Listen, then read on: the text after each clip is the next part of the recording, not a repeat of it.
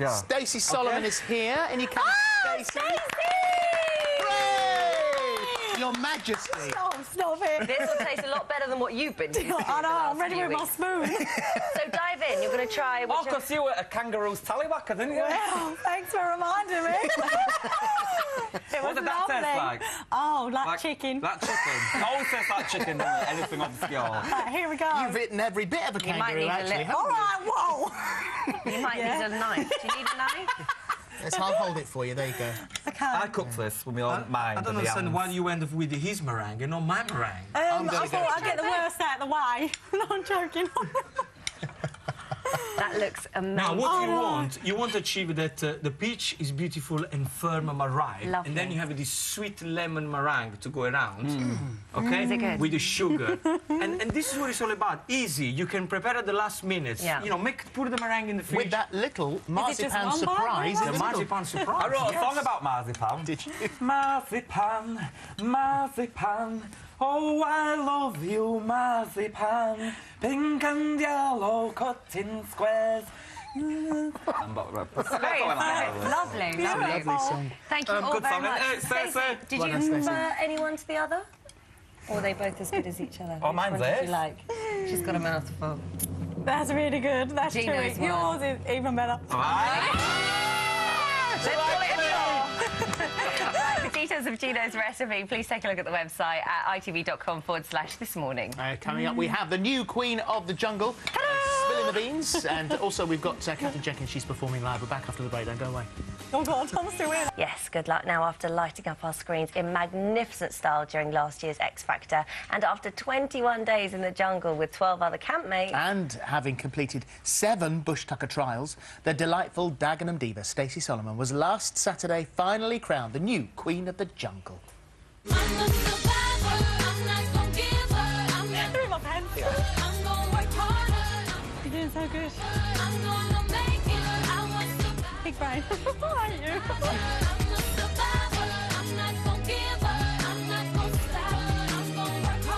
Have a drink down the pub. What did you say? Oh, Stacey, Oh, no. well done. I mean, you just were so brilliant. You were a joy to watch the whole time. Thank you. I had the time of my life. I loved it. It was, oh, there were times. Yeah. Not so nice. Yeah. But Yeah. I did love it. It was wicked. So what were your thoughts when you went in? What did you expect it was going to be like, and what did it turn out to be like for you? I remember before I went in, I like YouTubed every single bush tucker trial there's ever been. I was like, I've got to see what I'm getting myself into every day. Yeah. I was just like, oh no. And all my family were like, yeah, good luck. We'll see you in 2 days. But like, no one thought, even I didn't think I could do anything in there. I was just like, right, I've just got to do my best and see what happens. So do you... Because, I mean, I know I couldn't eat those... I know I couldn't. There's just no way I could do it. But you say that watching it, you thought the same thing about yourself. I look at that and I think, I can't believe I did that. Like, there's nothing on there that I look at and think, yeah, I could do that again. It's literally, you've got to feed people, you've signed yourself up to something and you think, oh, just do it and get... Like... I went in after because you didn't know I was there. So once you'd finished that trial, I went in afterwards and I was taking pictures. I wonder whether do you recognise this? This is something that you might. There you go. Oh, there it is. Very attractive bit of nun. It's the kangaroo nun. Oh, God. They were the worst. Because they're so chewy and you don't want to be having this thing in your mouth. Because you can't swallow it quickly. No, you can't swallow it. And then you've got Bob going, and don't swallow it this one whole. This is a big one. And you think, oh, no. I just want to swallow it all. Get it out. There you go. Look, I took that one as well.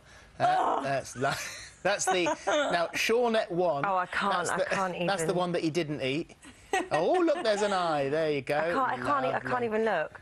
Your positivity as well, sort of within the camp. I mean, it wasn't that you just sat back and stayed away from any of the arguments that were going on. You did get involved, but you did it in a way that was so wise. And I think it sort of shocked the rest of the campmates that you did have this side to you that was really wise and you know, I've been called wise before. I know, but you did, and the way you sort of addressed Gillian as well. I think a lot of people were either afraid to say anything or they'd go in a little bit too heavy-handed. Whereas when you spoke to her, even though I know you got upset about it, and obviously she sort of told you to go away, you did it with in a really nice way.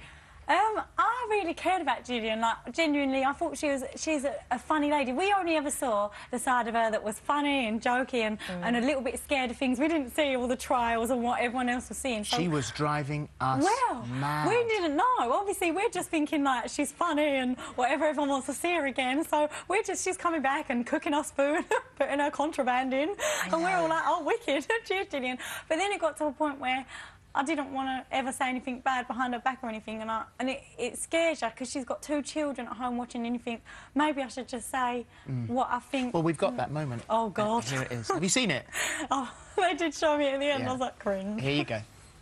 If you are so afraid and so many phobias and so ill over it, you should go. There's nothing keeping you here. I've got a contract that I can't break. Why can't you break it? I won't be paid, so I've gone through all this hell for nothing. You can't be that scared, because if money's more important than No, your... it's not about money being more important. I've suffered through 10 days, so it would be stupid to leave now. You've said that you can't bear it and it's unbearable and that you just can't As do a it. TV show, I've told them this. They should say, OK, fine, we'll put a stop to it. But that is the show. That is the I show. kept asking, I want 1 day off from the anxiety, so I can be mentally more prepared. And also, I have a cold now. Gillian, what are they going to do? Give everyone a day off, because everyone's equal, so they're going to give everyone a day off in the camp and have no show for a day. I actually can't do this right now. Do you mind? Sorry. OK, thanks. It's hard for us to hear it as well, Gillian. Then don't listen. Just go back over there. What about, because also, I think you were so positive. You were the bookies' favourite right from the start. No winner has had more votes or had such high praise from other campmates. But Linford upset you, didn't he? Because he said, you know, one day you'll realise that, you know, life isn't this positive. I think it must be annoying for people, because I think sometimes everyone has their down days, and I was just kind of like, come on, let's go swimming or let's cook some rice. I just tried to, because I really did enjoy it in there. I really wanted to make the most, because I know how quickly things are over and things just finish. Well, that was from X Factor. Yeah. You lived that, and it just time just disappears. 3 months X Factor was, and it was gone in seconds. And for 3 weeks, I was like, right, this is just going to go. So I wanted to enjoy every second. And I think for some people that's a bit frustrating, because they just want to have a down day, and then I'm like, hello.